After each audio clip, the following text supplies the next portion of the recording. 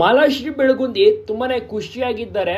ಜೊತೆಗೆ ಅವ್ರಿಗೆ ಬಹಳಷ್ಟು ಕಾನ್ಫಿಡೆನ್ಸ್ ಇದೆ ಮಾಳು ನಿಪ್ನಾಳ್ ಈ ಸತಿ ಸೇವ್ ಆಗ್ತಾರೆ ಅಂತ.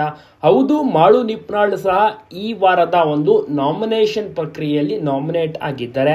ಸೊ ನಿಜವಾಗ್ಲೂ ಕೂಡ ಮಾಳು ಅವರು ಬಿಗ್ ಬಾಸ್ ಮನೆಯಲ್ಲಿ ಚೆನ್ನಾಗಿ ಆಟ ಆಡ್ತಾ ಇದ್ದಾರೆ. ನೆನೆಯ ಒಂದು ಎಪಿಸೋಡ್, ನೆನೆಯ ಒಂದು ಟಾಸ್ಕ್ ಅನ್ನ ನೋಡಿದ್ರೆ ತುಂಬಾ ಚೆನ್ನಾಗಿ ಆಟ ಆಡಿದ್ರು. ಜೊತೆಗೆ ಸಖತ್ತಾಗಿ ಮನೋರಂಜನೆ ನೀಡ್ತಾ ಇದ್ದಾರೆ, ಹಾಡನ್ನ ಸಹ ಆಡ್ತಾ ಇದ್ದಾರೆ. ಇದು ಎಲ್ರಿಗೂ ಕೂಡ ಗೊತ್ತಿರುವಂತಹ ವಿಚಾರ.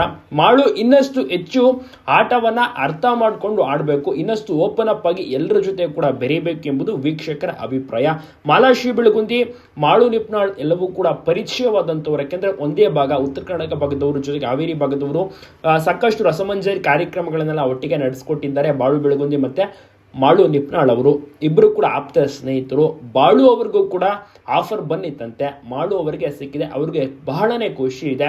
ಬಿಗ್ ಬಾಸ್ ಮನೇಲಿ ಈಗಾಗಲೇ 5ನೇ ವಾರ ಪೂರೈಸ್ತಾ ಇದ್ದಾರೆ. ಖುಷಿಯ ಒಂದು ವಿಚಾರ ಅಂತ ಹೇಳ್ಬೋದು. ಜೊತೆಗೆ ಈ ಸತಿ ಅವರಿಗೇನೆ ಓಟ್ ಹಾಕಿ ಸೇವ್ ಸಹ ಮಾಡ್ತಾ ಇದ್ದಾರೆ ಬಾಳು ಬೆಳಗುಂದಿ, ಮಾಲಾಶ್ರೀ ಬೆಳಗುಂದಿ ಅವರು ಕೂಡ ಬಿಗ್ ಬಾಸ್ ವೀಕ್ಷಣೆ ಮಾಡ್ತಾ ಇದ್ದಾರೆ, ಬಿಗ್ ಬಾಸ್ನ ಫಾಲೋ ಮಾಡ್ಕೊ ಬರ್ತಾ ಇದ್ದಾರೆ.